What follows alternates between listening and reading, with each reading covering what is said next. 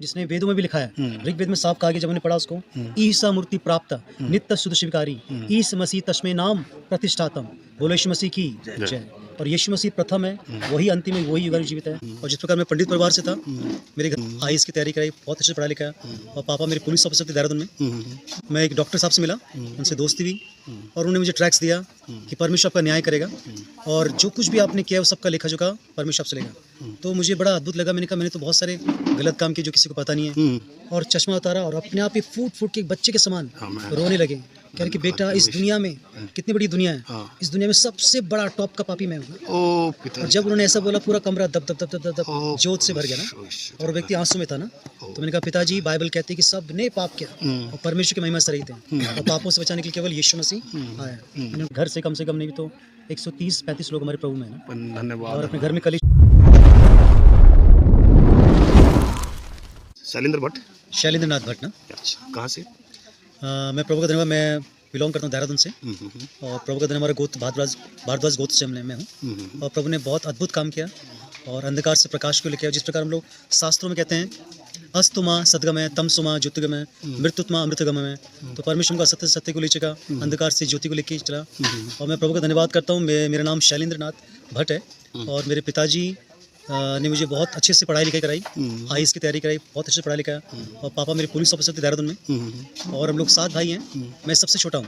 तो सबसे छोटा होने के कारण ज़्यादा लाडो प्यार मिल गया, मुझे काफ़ी मिल गया। और उसी दौरान बहुत सारी भाषाएं मैंने सीखी, पढ़ाई लिखे में बहुत अच्छा था। और अपना ग्रेजुएशन कंप्लीट किया, आईएएस की तैयारी कर रहा था। उसी दौर परमेश्वर की अद्भुत दया से मैं एक डॉक्टर साहब से मिला, उनसे दोस्ती हुई, और उन्होंने मुझे ट्रैक्स दिया कि परमेश्वर आपका न्याय करेगा, और जो कुछ भी आपने किया है वो सबका लेखा जोखा परमेश्वर आपसे लेगा। तो मुझे बड़ा अद्भुत लगा। मैंने कहा मैंने तो बहुत सारे गलत काम किए जो किसी को पता नहीं है। और जिस प्रकार मैं पंडित परिवार से था, मेरे घर में मेरे पिताजी बड़े आदर्श नमूना थे। वो पुलिस ऑफिसर होने के बावजूद भी कभी शराब बीड़ी सिगरेट या कभी कुछ नहीं। और मेरी माता तो थी नहीं, लेकिन मेरे पिताजी मेरे लिए तमेव माता च पिता तमेव तमेव बंधु च सखा तमेव, उसी प्रकार थे मेरे पिताजी मेरे लिए बड़े आदर्श। माताजी एक्सपायर हो गई? माताजी मैं 2 साल का था, एक्सपायर हो गई थी। आप सबसे छोटे हो? मैं सबसे छोटा हूँ, लेकिन पिताजी 7 भाई हैं। और अद्भुत तरीके से मैंने यीशु को जाना। तो मैं 1 साल तक सेक्रेट बिलीवर रहा, चुपचाप विश्वासी रहा, लेकिन मेरे कार्यों के द्वारा मसीह दिख रहा था ना। तो मेरे पिता मुझे देख रहे थे कि उसका व्यवहार बदल गया, बोलने का तरीका, उठने का तरीका, कार्य, जिम्मेवारी। और जबकि मुझे अच्छे संस्कार मिले थे, लेकिन उसके बावजूद मेरी लाइफ एक रिफ्लेक्ट कर रही थी एक प्रकाश के समान, जिस प्रकार यीशु कहता है तुम जगत की ज्योति हो ना। तो मेरे पिता ने देखा, मुझसे बात करी, बेटा आपके में कुछ बदलाव दिख रहा हूँ, आप कहाँ जाते हो? 1 साल बाद पूछा उन्होंने। तो मैंने कहा पिताजी मैं यीशु को मैंने ग्रहण किया है। तो मैंने सच बताया। तो मेरे पिताजी बड़े नाराज हुए। उन्होंने कहने लगे कि देखो हम लोग हिंदू धर्म से, हमारा गोत्र है, हमारा खानदान है, परिवार है, कुटुंब, वंश है, और हम इस धर्म को नहीं मानते, और तुम भी नहीं मानो। तो मैंने कहा पिताजी मैं पाप में था, और मुझे पाप से छुटकारा यीशु के द्वारा ही मिला, और मैं यीशु विश्वास करता हूँ। तो जब हमारा वाद विवाद उस कमरे में हो रहा था, तो मैं प्रार्थना करते परमेश्वर ये भी इस प्रकाश को जाने, क्योंकि वो परिवार के मुखिया थे, हेड ऑफ द फैमिली। और वो उनकी पूजा पाठ, उच्चारण, मंत्रोच्चारण और उनकी सादगी जीवन, जनेऊ बड़ा लोगों को पूरे इलाके को प्रभावित करता था। और अच्छे बड़े के बुद्धिजीवी व्यक्ति थे, रूप रंग में सब अच्छा था। तो जब पिताजी से बात हुई, तो मैंने कहा पिताजी मैं आपको एक सवाल पूछना चाहता हूँ, क्या आपने कोई पाप किया है आपने कोई? तो एक बाप को ऐसे सवाल पूछने का मेरी कभी हिम्मत नहीं हुई थी, क्योंकि मुझसे बड़े सब साथ थे। तो उन्होंने थोड़े से नाराजगी में मुझे कहा कि क्या तूने कभी मुझे पाप करते देखा है? बचपन से तो मुझे दिख रहा है। तो मैंने कहा पिताजी मेरा अर्थ ये नहीं मुझे हाँ में या ना में जवाब चाहिए, क्या आपने कोई पाप किया है? और that time I was praying that God let, तब मैं प्रार्थना परमेश्वर ये व्यक्ति सच बोले ना, और पवित्र आत्मा उसके जीवन में कार्य करें।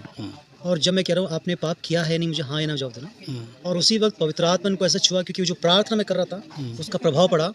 और वो एक बड़ी ताकत में बैठे थे, उनकी सफ़ेद बनियान थी, लुंगी पहनी हुई थी, और वो घुटने में आए और चश्मा उतारा, और अपने आप ही फूट फूट के एक बच्चे के समान रोने लगे, कह रहे कि बेटा इस दुनिया में, कितनी बड़ी दुनिया है, इस दुनिया में सबसे बड़ा टॉप का पापी मैं हूँ। और जब उन्होंने ऐसा बोला, पूरा कमरा दब दब दब दब दब जोत से भर गया ना, और व्यक्ति आंसू में था ना। तो मैंने कहा पिताजी बाइबल कहती है कि सब ने पाप किया और परमेश्वर की महिमा से रहित हैं, और पापों से बचाने के लिए केवल यीशु मसीह आया। मैंने उनको उठाया, मैंने उनके प्रार्थना करी, मैंने कहा आप यीशु को ग्रहण करो, यीशु ने आपके सारे पाप का दाम चुकाया। और वो दिन था, मेरे पापा ने कहा मैं यीशु को ग्रहण करना चाहता हूँ। मैं उनको यीशु मसीह के पास लेके गया, उनको बाइबल के बारे में सिखाया, जबकि उनके पास बाइबल रखी थी, अंग्रेजों ने बाइबल दी थी उनको। तो उन्होंने बाइबल को निकाला, पढ़ा, शुरुआत किया, और वो घर में कहा आज से इस घर का मुखिया यीशु मसीह है, और उन्हें सबको बताया कि तुम्हारा बाप यीशु को मान रहा है, तुम्हें भी यीशु को मानना है। सब भाई फिर क्या था, सारे भाई लोगों ने घुटने टेका, उन्होंने कहा जी हम भी पापी हैं, जब हमारा बाप पापी है हम सब पापी हैं, हमारे बच्चे भी पापी हैं। तो एक ऐसा प्रभाव पड़ा अद्भुत तरीके से, और वो दिन था फिर हम बपतिस्मा के लिए गए, हमने सब ने एक साथ बपतिस्मा लिया। फिर मेरे पिता पुलिस की ट्रेनिंग को